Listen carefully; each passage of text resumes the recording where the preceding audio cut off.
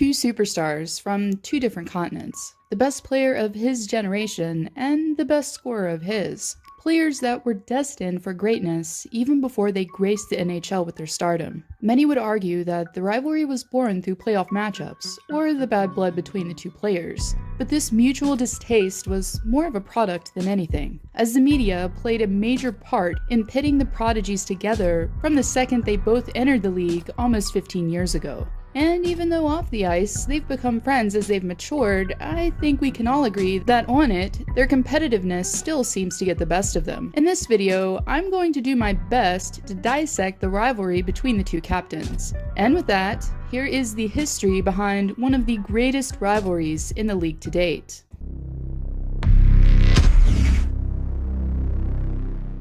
And while this may be hard to believe, this story doesn't begin on NHL ice, but rather international competition, as Crosby and Ovechkin first met on ice for their biggest game yet, as Canada and Russia were set to go head-to-head in a paramount gold medal matchup, featuring two high-end talents that had been mesmerizing the hockey world from outside the NHL looking in. The arena itself, according to record, was past maximum capacity, as everyone that could flocked to Grand Forks, North Dakota, to see the Great Eight and Sid the Kid face off for gold. The game began close, but Canada, as many would naturally assume, prevailed after Ovechkin left the ice after injury. It was a 6-1 victory, one that Crosby will always remember, and Ovechkin will never forget. While Crosby was celebrating with teammates, Ovechkin could be seen with tears rolling down his face, as he was forced to watch his future rival bask in victory from the sidelines.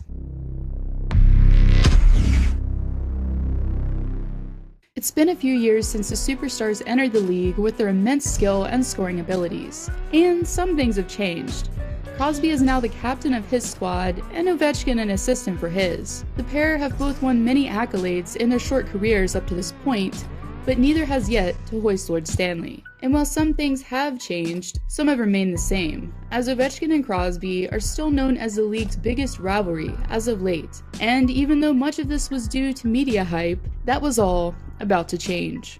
A little more than a month prior to the teams meeting in the postseason, the animosity that had been building between the two superstars for years finally reached a new level, as the Penguins captain was quick to retaliate after Ovechkin gave him a subtle jab in front of the bench. But it was just enough to get Crosby off his game and into the face of the Washington winger as the two exchanged shoves and plenty of words. Ovechkin can be later shown mocking Sid by making a chicken gesture after they had been both separated. Even though this exchange didn't seem like much, it was only the start of the bad blood boiling to the surface between the two superstars.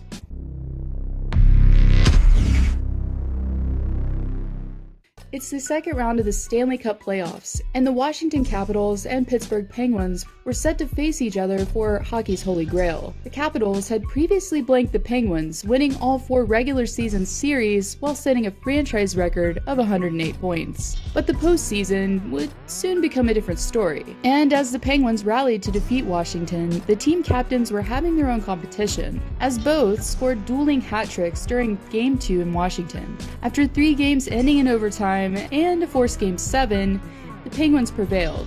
This may seem insignificant as the Penguins beat the Capitals before in the postseason, but this series solidified one thing: which franchise player would win the cup first.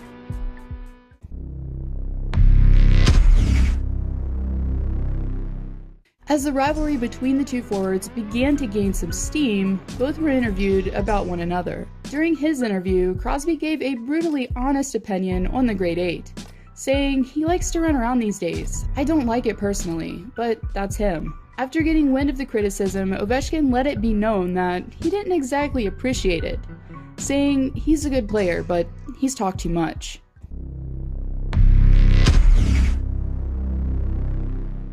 Several years later, the two metropolitan teams met once again in the postseason, for the first time since 2009. And as you already know, nothing gets more heated in hockey than the Stanley Cup playoffs. During Game 4 of the series, before colliding with Carl Osner along the boards, the Penguins captain received a slash on the hands by none other than the Great 8 himself. Crosby could be shown leaving the ice hunched over in pain and exploding in frustration once off of it. Even still, it would be Sid and his team getting revenge as they defeated Washington once again en route to Lord Stanley.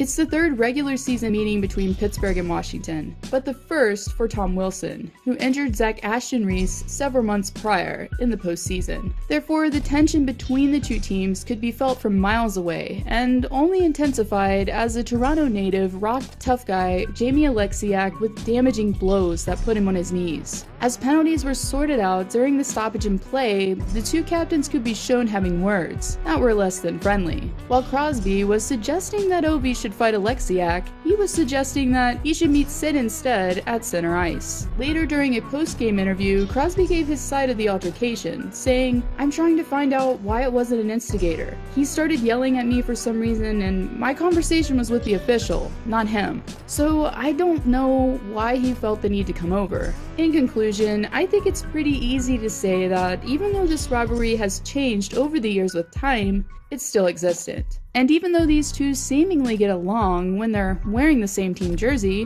when they aren't, well, let's just say it's a completely different story. The rivalry itself will go down as being one of, if not the greatest of the modern era. And it's undoubtedly drawn many to the sport with its intensity. It's had all the right dynamics from day one that's allowed it to evolve from media fiction years ago to reality on our TV screens today.